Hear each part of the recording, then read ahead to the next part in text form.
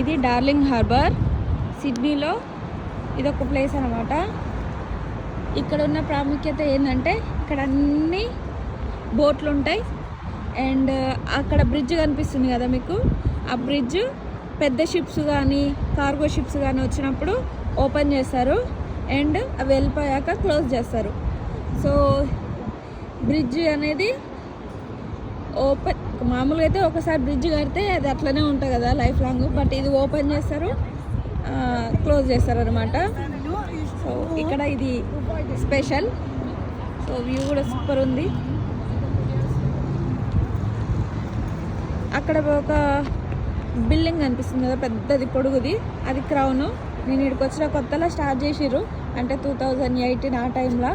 ఇప్పుడు అది అయిపోయింది అనమాట. మా వాడు ఏడిగైనా ఫ్రెండ్స్ని చేసుకుంటాడు.